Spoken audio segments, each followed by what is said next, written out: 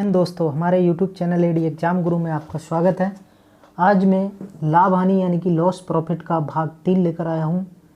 तो अपनी तैयारी को बेहतर करने के लिए और एग्ज़ाम को पास करने के लिए हमारे साथ जुड़े रहें और आप भी प्रश्नों को हल करें। जो भी प्रश्न है के उत्तर आपके सही आते हैं तो कमेंट बॉक्स में अवश्य बताएं कि कितने प्रश्न आपने सही किए। आइए वीडियो को प्रारंभ करते हैं। प्रश्न है, कोई संख्या अपने 20% से 60 अधिक है। तो कोई संख्या यदि मान लो x मान ली, वो अपने 20% से 60 अधिक है, तो स्वयं से है तो x से ही 20% से 60 अधिक है तो जोड़ देंगे 60, तो 60 अधिक हो गई। अब इसको वह संख्या ज्ञात करना मतलब x का मान, इसको हल करेंगे। ये 20% तो x माइनस ये आएगा, x का 20% हल करेंगे तो 20/100 बराबर 60। 20 बना 100, 5 एकन 5 और 5 में से 1 जाएगा 4, तो ये आ जाएगा 4x/5 बराबर 60। 15 चौको 60 और 15 पना 75, तो जो संख्या आएगी वो कितनी आएगी? 75 मान आ गया। यदि उसी का 20% में 60 जोड़ेंगे तो वो उसके बराबर आ जाएगी। नेक्स्ट प्रश्न को देखेंगे। 10 रुपये दर्जन की दर से केले खरीदकर 12 रुपये के 10 केले जो है ना बेच देने पर लाभ प्रतिशत ज्ञात कीजिए। 10 रुपये में 1 दर्जन, तो 10 रुपये में इस प्रश्न को करने के लिए बहुत ही अच्छा मेथड है और ये काफ़ी बार एग्जाम में आया हुआ है। तो इसको आप CP मोल लेंगे और इसको SP बोल लेंगे, मतलब ये खरीदा हुआ है और ये विक्रय। 10 रुपये में 1 दर्जन और 12 रुपये में 10 केले। अब इसको सॉल्व करेंगे, त्रियक गुणा करते इस प्रकार से, तो 10 का 10 में 100 हो जाएगा और 12 का 12 में 144, यानी कि 100 की वस्तु थी, खरीदी कितने थी? 100 की, बेच कितने थी? 44 में। 144 बेच दी तो कितना लाभ हुआ? तो 144 बेचने से 44 का लाभ हुआ। लाभ हमेशा होता है CP पर। CP कितना है? ये देखो, CP दिया 100 और SP कितना दिया? 144। तो 100 की वस्तु 144 में चाहिए, 44 100 का क्रय मूल्य का कितना % लाभ है? तो निकाल देंगे 44% इसका लाभ आ जाएगा। तो इसका आंसर हो जाएगा A और इसका आंसर 75 आया था तो D। नेक्स्ट, यदि किसी संख्या का 30% उस संख्या के 3/4 से 63 कम है। किसी संख्या का 30%, तो संख्या का 30% उस संख्या के, तो उसी संख्या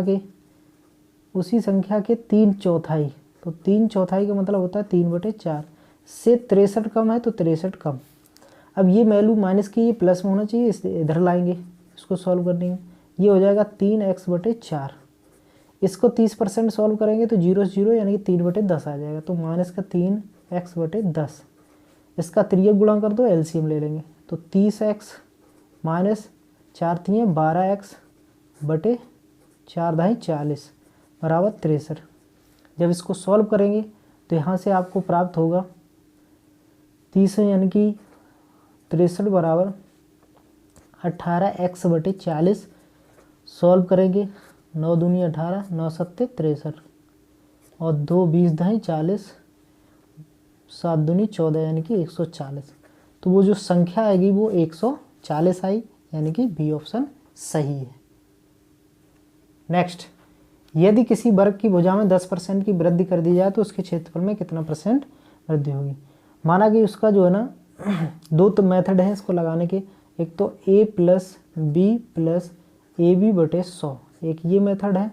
तो इसमें 10% की वृद्धि है, क्योंकि वर्ग है, वर्ग में क्या होता है सभी भुजाएं आपस में बराबर होती हैं, इसलिए इसमें भुजा का स्क्वायर है, यानी कि भुजा गुणित भुजा जब 2 बार करते हैं तब ये निकलता है। तो 10% की यदि क्या कर रहे हैं वृद्धि, तो 10 से 11 हो रहा है और फिर 10 से 11। क्षेत्रफल में हम 2 बार लेंगे क्योंकि भुजा का 2 बार गुणा होता है, और आयतन में 3 बार लेंगे। तो ये 10 से 11, 10 दाई 100, 11 में 11 121। तो ये 100 से कितना अधिक है? 21 अधिक है। तो 21 जब अधिक है तो 21 100 का कितना % है? निकाल देंगे। 100 का मतलब क्रय मूल्य, ये क्रय मूल्य और ये विक्रय, यानी कि ये क्रय मूल्य विक्रय मूल्य नहीं, ये प्रारंभिक हो गया और ये अंतिम हो गया। तो ये आ जाएगा 21%। तो ऐसे भी आंसर आ जाएगा, ऐसे भी 10% की वृद्धि, फिर 10% की वृद्धि और फिर 10 × 10/100। यहाँ से सॉल्व करेंगे तो आपका आ जाएगा कितना, 0 से 0 20 और प्लस 1 बराबर 21%। नेक्स्ट प्रश्न, क्रय मूल्य विक्रय मूल्य का अनुपात यानी कि सीपी और एसपी का अनुपात जो है वो कितना दिया गया, 5/4 यानी कि 5:4। तो यहाँ से ये पता चलता है कि वस्तु को 5 रुपये में खरीदा गया और 4 रुपये में बेचा गया, तो कितने का हानि हुई, 4 जब 5 में खरीदेंगे 4 में बेचेंगे तो 1 रुपये की हानि हुई। और जो हानि होती है वो हमेशा क्रय मूल्य पर होती है, तो 5 किसका क्रय मूल्य है, तो एक हानि 5 रुपये पर कितना परसेंट है, तो आपका आ जाएगा 20/100, तो 20%। बहुत ही अच्छा प्रश्न है और आया हुआ प्रश्न है यूपीटीटी 2021 जो पेपर लीक हो गया था। नेक्स्ट प्रश्न, बिना एक घड़ी 75 रुपये में बेचता है जिससे उसे घड़ी की लागत कीमत के बराबर जो है ना प्रतिशत लाभ होता है घड़ी का लागत पूर्ण। ये 2021 में आया हुआ प्रश्न है और इस टाइप का प्रश्न कई बार जो है ना अलग अलग तरीके से पूछते हैं, तो हम आपको बताएंगे। जैसे 75 दिया है तो इसका मतलब ये हुआ कि इसमें बीच में अंतर 10 का रखेंगे, तो 75 के ऐसे गुणा करो तो 15×75, इनको जब तोड़ेंगे तो ये आपका कितना कितना हो रहा है, 5 और 15, लेकिन 5 15 10 का अंतर है तो 10 का यहाँ पर गुणा हो जाएगा और यहाँ पर गुणा। इसका मतलब ये हुआ कि ये 75 में बेच रहा है, तो बेचने से उसकी कीमत बराबर हो और प्रतिशत लाभ भी है, तो उसकी लागत कीमत का मतलब होता है सीपी। तो ये सीपी बराबर हो उतना, ये है एसपी मतलब बेचने पर, जितना उसका लाभ होगा परसेंट में उतना ही इसका क्या होना चाहिए, लागत मूल्य यानी कि क्रय मूल्य होना चाहिए लागत। अब यदि 50 रुपये में हमने वस्तु खरीदी और 75 में बेच दी तो कितने का लाभ हुआ, 25 का, तो 25 का लाभ हुआ और किस पे होता है, क्रय मूल्य पे, तो 25 50 का कितना परसेंट है, तो 25 दूनी 50 और इसमें काट देंगे 100 से, 100 को 2 से काट देंगे तो 50%। अब देखिए एक चीज़ मिली, लागत मूल्य और उसका लाभ प्रतिशत दोनों ही कैसे आ रहे, बराबर। घड़ी का लागत मूल्य बराबर प्रतिशत लाभ होता है, तो यानी कि 50, इसका काम नहीं होगा। इसी टाइप से और भी प्रश्न है, जैसे 21 जो है ना 21 रुपये में बेचने पर तो 7 या 21 7 3 10 जोड़ने पर तो वहाँ पर हानि होती है। इस प्रकार के प्रश्न कई पूछे जाते हैं और मैंने क्लास में बहुत प्रश्न इस प्रकार से कराए हैं। आगे जब हम और प्रश्नों को लेंगे तो यहाँ पर हल कराएंगे।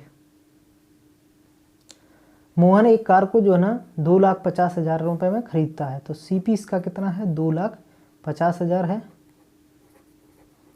और उसने 3,48,000 में उसको बेच दिया, 3,48,000 में उसे बेच दिया। अब यहाँ पर जो है ना आपका कम में खरीदी ज़्यादा में बेच दी तो क्या होगा, प्रॉफिट कितना होगा देख लेते हैं, 000 और 8 और 9 98,000 का लाभ हुआ। अब ये 98,000 जो लाभ है वो किस पर होना चाहिए, क्रय मूल्य पर, तो 250 000 गुणित 100, 00 से 00 00 से 00 9 से 80/25 भाग देंगे तो 25 तिया 75, 25 निम्मा 225, 5 बचे और 25 दूनी 50 यानी कि 39.9%, यानी कि बी ऑप्शन इसका सही है। नेक्स्ट क्वेश्चन, 144 पेन बेचने पर राम को 6 पेनों के विक्रय मूल्य के बराबर लाभ होता है। अभी हम दोनों अलग अलग मानों पे हल करते थे कि एक क्रय है और दूसरा विक्रय। अब इसमें थोड़ा प्रश्न चेंज हुआ, ये 144 पेन बेचने पर 6 पेन के बराबर जो है ना विक्रय मूल्य के बराबर हानि होती है। अब चूंकि 6 पेन की हानि होती है तो ये हानि दी है, तो हानि कितनी हुई, 6 पेन के बराबर। कितने पेन के बराबर, 6 पेन। जब भी वस्तु में हानि होती है तो उसका कितने पेन क्रय करना चाहिए, तो इसका मतलब ये हुआ कि हानि और विक्रय मूल्य को जब जोड़ देंगे तो उसमें क्रय पता चल जाएगा। तो 144 और प्लस 6 तो यानी कि 150, 150 पेन के बराबर उसमें 150 पेन उसके क्रय मूल्य है 150। तो कहने का तात्पर्य है कि जो 6 की हानि है वो 150 पेन खरीदने पर कितना परसेंट है, यही पूछा। हानि प्रतिशत में क्या है, तो हानि निकल आई 6 पेन के बराबर और क्रय मूल्य कितना आ रहा है 150 पेन। तो इसको सॉल्व करेंगे, 3 दूनी 6, 3 5 15 और 5 दूनी 10, तो 2 दूनी 4, यानी कि 4% की हानि आ जाएगी। आई होप ये प्रश्न आपको समझ में आया होगा। इस टाइप का प्रश्न लाभ में भी पूछता है, तो लाभ में क्या करेंगे, लाभ में उसमें घटा देते हैं, 144 में से 6 घटा देंगे, जो भी आएगा वो उसका CP आ जाएगा। तो इसको बहुत अच्छे से तैयार करें, अच्छा प्रश्न है, कई बार आया। नेक्स्ट क्वेश्चन, एक व्यक्ति ने एक साइकिल जो है ना 935 रुपये में 10% लाभ पर बेची। अब जैसे मान लो कि इस वस्तु का जो है ना CP रहा होगा 100 रुपये, अब उसने 935 रुपये में वस्तु को बेची, तो 935 में जब वस्तु को बेचा तो उस पर कितना लाभ कमाया, 10% का लाभ कमाया। जब हमें पता है कि 100% की वस्तु से 935 में बेची, तो जब बिचती है तो वस्तु 100% से जुड़ के बिचती है और घटती कम होती है, हानि लाभ होगा तो जुड़ेगा और हानि होगी तो घटेगा। तो परसेंट में 110% में बेच रही और रुपए में कितने बेच रही, 935, तो 110% बराबर हमारा 935 रुपये हो गया। अब इसमें 1% निकालो, चूँकि पूछा है वस्तु का उसने वह साइकिल कितने रुपए में खरीदी, तो क्रय मूल्य पूछा है, तो क्रय मूल्य का मतलब 100%, तो 100% निकालने के लिए इसका इसमें भाग देंगे, 935 बटे 110 और गुणित 100, 0 से 0 और 11 8 88, कितने बचे, 5 11 25 55, यानी कि 85% इसमें जो है ना 800, सॉरी गलत कर दिया यहाँ पर, 0 एक और बची थी, तो 850, यानी कि वस्तु की खरीदी कितनी होगी, 850 रुपये की। नेक्स्ट लास्ट प्रश्न है, एक व्यक्ति ने 100 रुपये की वस्तु 10% हानि से जो है ना, और बाई ने जो है ना उस वस्तु को एक्स ने कितने 10% हानि से, तो 100 रुपये की वस्तु थी और 10% हानि से अगर बेची तो कितने में बिकी होगी, 90 में। लेकिन यहाँ पे क्रय मूल्य ही दिया है, विक्रय मूल्य नहीं दिया है। उसके बाद 10% लाभ से बेचता है, तो 10% यहाँ पर लाभ से बेचेगी तो 110 में बेचेगी। अब देखो, चूंकि क्रय मूल्य पर ही अगर हानि निकालनी है तो 10%, तो 100 का 10% कम होगा तो 90 में बेचेगी वो वस्तु। तो इसका तात्पर्य ये हुआ कि वस्तु 100 की थी, उस पर हमने 90% निकाला, तो कितना हुआ, 90 रुपये हुआ। तो ये वस्तु 90 में बेची, और फिर 10% का 90 रुपये हम कितना निकालेंगे, 10% लाभ 110 निकालेंगे तो कितना आ जाएगा, 0 से 0 11 निम्मा 99, यानी कि वस्तु जो है ना बाद में बाई ने अब जेड को बेचा तो 110% निकाला, 99 रुपये आया, तो वो बाई जेड को 99 रुपये में बेचेगा। तो बाई का हो गया क्या, विक्रय मूल्य, और जेड का क्या हो गया, क्रय मूल्य 99 रुपये। आई होप आपको जो है ना लॉस प्रॉफिट चैप्टर अच्छे समझ में आया होगा। यदि कोई आपके डाउट हैं तो आप कमेंट बॉक्स में दे सकते हैं, और नई वीडियो के लिए आप तैयार रहें। हम मिलते हैं नेक्स्ट वीडियो में, तब तक के लिए आप स्वस्थ रहें, अच्छे रहें, और मेरे चैनल को जरूर सब्सक्राइब करें, लाइक करें और शेयर करें। धन्यवाद।